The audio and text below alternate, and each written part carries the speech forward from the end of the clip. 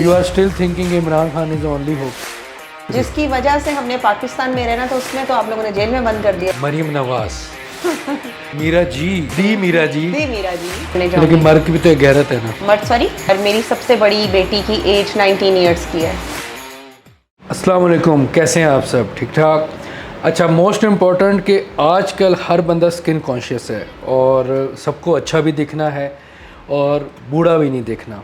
तो इस हवाले से मेरे साथ आज एक बड़ी स्पेशल गेस्ट हैं, डॉक्टर नायाब, जो कि एस्थेटिक में एक अच्छा नाम रखती हैं और आजकल जिसकी स्किन रिलेटेड प्रॉब्लम्स हैं, या आप खुद गैस कर सकती हैं इनको देख के कि किस तरह से अपने आप को मेंटेन किया जाता है। तो मैं बात करूंगा। डॉक्टर नायाब, कैसी हैं आप? बिल्कुल ठीक ठाक, आप कैसे हैं? जी बिल्कुल गुड, अल्हम्दुलिल्लाह। तो डॉक्टर साहिबा, बीइंग अ एस्थेटिक्स, सबसे important cheese, first of all आप मेरे व्यूअर्स को ये बताएं कि एक्चुअली है क्या? देखिए जी, एस्थेटिक्स का ना अब ट्रेंड अब शुरू हुआ है पाकिस्तान में। बाहर के ममालिक में तो बहुत अरसे से, बहुत सालों से ये चीज़ें चल रही थी। बेसिकली हम लोग जो हैं ब्यूटी कॉन्शियस लोग तो हैं, हमें चाहिए कि हम सबको खूबसूरत दिखना अच्छा लगता है। लेकिन पहले ट्रेंड था सैलॉन्स का। शादी पे जाना है, बर्थडेज पे जाना है, किसी इवेंट पे जाना है, तो सबसे पहले लोग सैलॉन्स भागते थे। वहाँ पे क्या होता था, फेशियल करवा लिया, ब्लीच करवा ली और हम खूबसूरत हो गए, मेकअप करवा लिया, तो सब और एक फेक चीज़ें थी। ठीक है, उसके बाद ब्यूटी की दुनिया में एक नेक्स्ट स्टेप आया है, वो एस्थेटिक्स की ये जो कॉस्मेटोलॉजी है। बेसिकली दिस इज़ कॉस्मेटोलॉजी, जिसमें हम लेज़र्स के थ्रू या कुछ मेडिकेटेड हमारे ट्रीटमेंट्स हैं, उनसे हम आपकी स्किन का ख्याल रखते हैं। आपके रिंकल्स, आपकी छाइयाँ, आपके दाने, आपकी व्हाटएवर जो आपको स्किन पे प्रॉब्लम है, वो हम मेडिकली तौर पे ठीक करते हैं और आपकी स्किन को इतना यंग और ब्यूटीफुल रखते हैं कि आपको सैलून जाने की ज़रूरत ना पड़े। ये किस एज के, मतलब लाइक आप फॉर एग्जांपल एक बंदा 50 इयर्स ओल्ड है, तो कैन यू बिलीव कि वो एक 30 ईयर ओल्ड दोबारा लग सकता है या नहीं? आप मुझे बताएं कि आपका दिल करेगा बूढ़ा होने को? नहीं, दिल तो किसी का नहीं करता, लेकिन एक मैं आपकी फील्ड से रिलेटेड पूछना चाह रहा हूँ, 50 ईयर ओल्ड बंदा कितना आप उसको रिवर्स कर सकते हैं? देखें, आजकल जैसे हमारी खुराकें हैं, हमारे दूध, हमारे अंडे, हमारा चिकन, हमारी सब्जियां, जो पहले ज़माने में हमारे पेरेंट्स ने, दादों ने, मतलब कदीम ज़माने की बात कर रही हूँ, जो हेल्दी फूड्स खाए हैं, उनकी उम्र की आप देखें ना, उनकी 90 साल के भी हमारे बुजुर्ग स्ट्रॉन्ग थे। आजकल हमारे बच्चे 15-16 साल के बच्चे बेड से नहीं उठते। 2 सीढ़ियाँ उनको स्टेप्स चढ़ा लो तो उनको सांस चढ़ता है। उनको हेयर फॉल का इशू है, उनको पिगमेंटेशंस, उनके एक्ने, लॉट्स ऑफ प्रॉब्लम है। सिर्फ हमारी एक डाइट की वजह से, हमारी डाइट अच्छी नहीं है। फिर हमारे सेल फोन का यूज़ इतना ज़्यादा हो गया है कि हम सारी रात जागते हैं, सारा दिन सोते हैं, ना हमारे ब्रेकफास्ट का कोई टाइमिंग है, ना हमारे डिनर की कोई टाइमिंग है, और हम लोग अपनी ज़िंदगी को इतना आसान कर दिया हुआ है कि जिसमें हमारी हेल्थ बहुत डिस्टर्ब हो गई हुई है। अगर आपका स्टमक डिस्टर्ब है, आपकी हेल्थ डिस्टर्ब है, तो आप कैसे एक्सपेक्ट कर सकते हैं कि आपकी स्किन हेल्दी होगी, आप खूबसूरत लगेंगे, आप यंग लगेंगे? और आप जो बात कर रहे हैं 50 साल के एक फीमेल हैं या मेल हैं, अगर उनका विश है, अगर उनका दिल है दोबारा से यंग दिखने का, तो उसके लिए हम बैठे हुए हैं। आप मतलब वही तो मैं देखें, विश तो हर किसी का है। आपसे मेरा यही क्वेश्चन है, किस तरह, लाइक एक तो एज फैक्टर है, वो आप नहीं हटा सकते, लेकिन लाइक वो उसकी आप स्किन फेस में क्या ऐसी क्रिएशंस में डिफरेंस आ सकता है, क्या हो सकता है? देखिए, अब 50 साल की उम्र में तो हम नॉन सर्जिकल ट्रीटमेंट्स कर नहीं सकते, क्योंकि इतना इफेक्ट होना नहीं है। ठीक है। तो उनको तो हम बेसिकली एक सर्जिकल प्रोसीजर में लेके जाएंगे, जिसमें कॉस्मेटिक सर्जरीज हैं, जिसमें बहुत सारे मेथड्स हैं, बहुत सारी सर्जरीज हैं। वो पेशेंट के अकॉर्डिंग हम उनकी फेस लिफ्ट सर्जरी कर सकते हैं, बोटॉक्स कर सकते हैं, फिलर्स कर सकते हैं। बोटॉक्स, फिलर्स, मैं यहाँ जिक्र करूँगा बड़ा इम्पोर्टेंट, मरियम नवाज। क्यों मनवाना है? आजकल हुकूमत चल रही है, प्लीज ऐसी बातें मत करें। नहीं, देखिए हम यहाँ पे हुकूमत, we are not discussing politics, we are discussing about her freshness of the face. कैसे? ऐसे ही कैसे? पैसा फेंक तमाशा देख, पैसा फेंक तमाशा देख।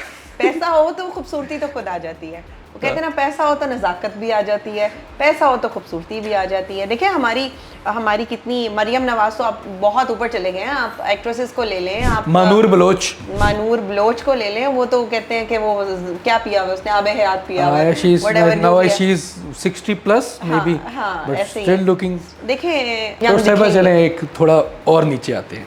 अच्छा। आपकी क्या एज है? मैं सिर्फ इतना बताऊंगी कि मेरे 3 बच्चे हैं। अच्छा। और मेरी सबसे बड़ी बेटी की एज 19 इयर्स की है। 19 इयर्स की ठीक है। और आगे आप लोग खुद गेस करें, कमेंट सेक्शन में बताएं, फिर हम देखते हैं कि कौन कितना अच्छा गेस कर लेता है। चले ये मतलब you are also a motivation, जो व्यूअर्स हैं वो ये देख सकते हैं कि और आपको कितना अपने पे कैले एक्सपेंस करना पड़ता है सिर्फ एक मैं आपको एक बात फ्रेश दिखने के लिए। जिस हलवाई की मिठाई की दुकान हो ना वो मिठाई नहीं खाता। हाँ, नहीं खाता, वो तंग आ जाता है। ऐसे ही ठीक है। मेरे जैसे बंदे मतलब होते होंगे, लोग करते होंगे कि मुझे अपनी ज़ात पे टाइम चाहिए होता है और नहीं निकलता। और मैं अपने ट्रीटमेंट्स में, मैं झूठ नहीं बोलती, मैं ऑन बोर्ड सब क्लियर बात करूँ कि मुझे ना सिर्फ हेयर फॉल का इशू होता है कि मेरा बाल ना मैं गंजी ना हो जाऊँ। तो उसके लिए जस्ट मैं PRP करती हूँ, और वो भी किए हुए मुझे लास्ट कुछ 1 साल हो गया। अच्छा। और हेयर लॉस के लिए बाल थिनिंग हो जाते हैं, क्योंकि हमने डाई करने हैं, हमने स्ट्रेट करने हैं, हमने ज़रा खूबसूरत दिखने के लिए ना थोड़ा सा तो उससे बाल डैमेज होते हैं। तो PRP is the best solution for hair loss और थिनिंग के लिए, उससे बाल थिक होते हैं, और बस मैं वो करती हूँ। हाँ, और एक और प्रोसीजर है हमें, उसमें रेडियो फ्रिक्वेंसी जो है, एक्चुअली मेरा चबी फेस है, तो वो थोड़ा सा आपका फेस लिफ्ट कर देता है, फेस स्लिम दिखा देता है कुछ टाइम के लिए, और उससे इस तरह स्किन थोड़ी सी फ्रेश हो जाती है। ये नहीं, परमानेंट नहीं है, बट आपके कुछ वीक्स अच्छे निकल जाते हैं। तो मेरा कोई शो हो या कोई पब्लिक अपीयरेंस हो तो फिर मैं उसके लिए। मीडिया में आप कितना इंटरेस्ट रखती हैं? मीडिया में मेरा बीइंग अ होस्ट भी हैं आप, और मैं आपको यहाँ और बताता चलूँ कि doctor Nayab just not as aesthetic, ये एक टीवी होस्ट भी हैं, और साथ साथ इन्होंने डिफरेंट चैनल्स पे अपनी रिप्रेजेंटेशन भी दी है। काफ़ी चैनल, लाहौर के सारे चैनल्स हैं। मैंने कमर्शियल्स भी किए हैं, मैं मॉडलिंग भी करती रही हूँ, मैंने मूवीज़ भी की हैं, और मीडिया के साथ पिछले 10-12 साल से मैं लिंक्ड हूँ। अच्छा, मुझे जहाँ तक नॉलेज मिली है कि आपके पास काफ़ी एक्टर्स आते हैं जी। लाइक आपके पास वो अपना जो वही बात है ना, बूढ़े को जवान करने के लिए अब पता लगा है कि आप जैसे लोग करते हैं उनको, जो हम टीवी पे देखते हैं। तो मैं वो पूछना चाहूँगा, like Naseem Vicky, one of the most famous comedian, momo Rana, top actor of Pakistan, ये सारे आपके पास आई थिंक और भी बहुत से नाम होंगे जो आपके पास। साहिर अली बग्गा, मीरा जी भी आई, मीरा जी। अच्छा, तो ये लोग बेसिकली आप इनकी लाइफ को कैसे देखती हैं कि इनके लिए कितना मुश्किल होता है अपने आप को हर टाइम मेंटेन रखना? देखिए, इनकी बहुत बिजी शेड्यूल्स हैं इनके पास। ये लोग आते हैं, ज़रूर आते हैं। कुछ लोग देखें, कोई हमारे मीडिया में काफ़ी एक्ट्रेस हैं, मैं सबको ही जानती हूँ ऑलमोस्ट। कुछ लोग चाहते हैं कि हमें बगैर कोई ना इंजेक्शन के, बगैर सर्जरी के हमारी स्किन ठीक हो जाए, डरते हैं कि हमने सर्जिकल कोई प्रोसीजर्स नहीं करवाने। तो वो नॉन सर्जिकल काम को मैं भी प्रेफर करती हूँ। सर्जरीज़ में, I am not a surgeon, तो उनको जो नॉन सर्जिकल प्रोसीजर्स हैं, जो उनके कभी इवेंट्स हों या कुछ उनको डबल चिन का इशू है या आई बैग्स का इशू है, तो वो मेरे पास आ जाते हैं, अपने सेशंस लेते हैं, and they are very happy, satisfied. और अभी तक तो मेरे हाथों उनका कोई छुरी कांटा नहीं लगा उनके फेस पे। बाकी इन फ्यूचर में माइट भी पॉसिबल कि उनको ज़रूरत पड़ जाए। लेकिन जो ब्यूटी देखें, हम लोग भी, हमारी रात को नींदें नहीं पूरी होती। मोस्टली जितने हमारे एक्ट्रेस हैं, उनका सबसे मेन इशू उनके डार्क सर्कल्स हैं। बिल्कुल। हमारे शूट स्टार्ट होते हैं, अगर सुबह 10 बजे का टाइम दे तो शाम 6 बजे शूट स्टार्ट होता है। तो सारा दिन सेट पे रहना, इतनी लाइट्स में, इतना मेकअप के साथ, तो स्किन तो डैमेज होगी। और सबसे पहले हमारी स्किन पे हमारे ओपन पोर्स, फिर हमारे डार्क सर्कल्स, फिर हमारा हेयर लॉस, ये सारी चीज़ें, फिर और ऊपर से एज जब होने लग जाए तो फिर ऑटोमेटिकली ये सब कुछ जाता है। चलें, एक और बड़ी इंपॉर्टेंट है, आजकल हर कोई शादी में जो है हमारी लाइक बहुत ज़्यादा ट्रेंड है कि जी डॉक्टर बहू हो डॉक्टर बहू हो, डॉक्टर वाइफ हो, लड़की है या नहीं है, डॉक्टर लाजमी है। डॉक्टर छोड़ दें, कमाने वाली बहू चाहिए। कमाने, यू कैन से, लेकिन कमाने वालों में भी बेस्ट प्रोफेशन इज़ डॉक्टर हो। तो इसको आप, और बहुत सी ऐसी फीमेल्स भी हैं, ये एक बड़ा सीरियस इशू है, जो मेडिकल करती हैं, काफ़ी प्राइवेट मेडिकल कॉलेज, आपको पता है आजकल 1 करोड़ के पास जाके आपको डिग्री पढ़ती है, और उसके बाद she is only house wife. तो इसमें आप क्या समझती हैं कि कितना हमारा जो ट्रेंड है ये कितना गैप ला रहा है मेडिकल प्रोफेशन में? देखिए मेरी अपनी भी बेटियाँ और हमारा टाइम और था। आजकल जो हमारे हालात चल रहे हैं, एक बंदे की कमाई से घर नहीं चलता। बिल्कुल नहीं चलता। तो अच्छी बात है, आपका पार्टनर अर्न करना चाहिए, कुछ इंडिपेंडेंट हो, ताकि आप पे भी बोझ ना हो उसका। और मैं तो औरतों को बहुत मोटिवेट करती हूँ, मेरी क्लाइंट्स को भी, अपने सर्कल में जितनी वुमेन्स हैं, कि आप लोग शादी मर्द का पैसा देख के ना करें कि वो कितना कमाता है। आप लोग शादी तब करें जब आपको ज़रूरत है। और औरत को इंडिपेंडेंट होना चाहिए। औरत के पास अपनी जेब पे इतने पैसे होने चाहिए कि मर्द का मुंह ना देखे कि मुझे पैसे देगा तो मैं कहीं कुछ। हमारी जो सासें आजकल की बहू, उन्हें मॉड स्क्वाड भी चाहिए और बहू इन्हें कमाओ वही वाली भी चाहिए, लेकिन उनको सेम एज टाइम में ना घर की काम वाली मासी भी चाहिए। अब ऑल इन वन चाहिए। अब दोनों काम एक टाइम नहीं हो सकते। मैं अगर बीइंग अ बहू भी या बीइंग अ मदर भी, मैं किचन से उठ के स्किन का काम नहीं कर सकती। प्याज काटूं और उधर से जाके लेजर करूं, पॉसिबल नहीं है। जी जी, ऐसी बात है।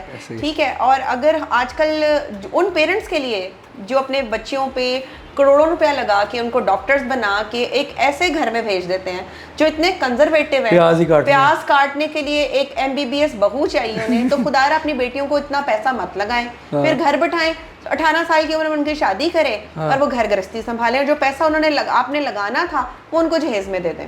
वो ज़्यादा बेहतर है। ना तो टाइम ज़ाया हो उनका, ना MBBS की डिग्री प्याज टमाटर की चूल्हे की आग पे जले, और ना वो लड़की सारी जिंदगी ये सोचे कि मैं डॉक्टर थी तो मैं एक काम वाली या एक मेड बन के रह गई हूँ।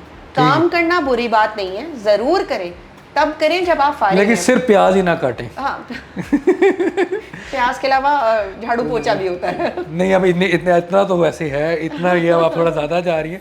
झाड़ू पोछा नहीं लोग करवाते, इतनी नौकरानी हर घर में होती है। नहीं, मैंने ऐसे भी लोग देखे हैं जो काम, जब बहू घर एंटर में प्रवेश करती है ना, उसके बाद काम वाली घर से बाहर चल जाती है, क्योंकि हम अफोर्ड नहीं कर सकते, हमें काम वाली नहीं मिली, हमारे घर बहू आ गई है।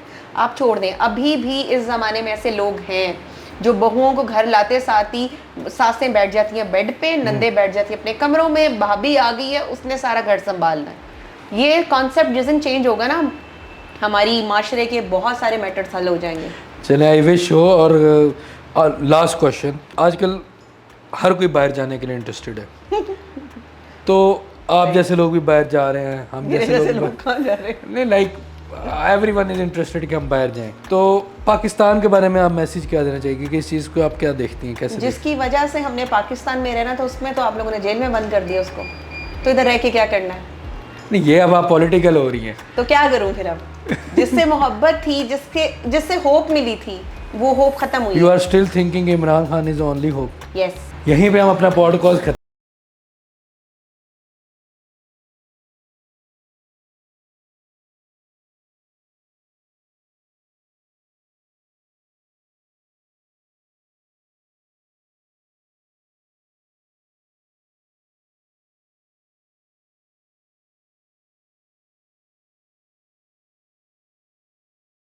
अल्लाह हाफिज़। अल्लाह हाफिज़।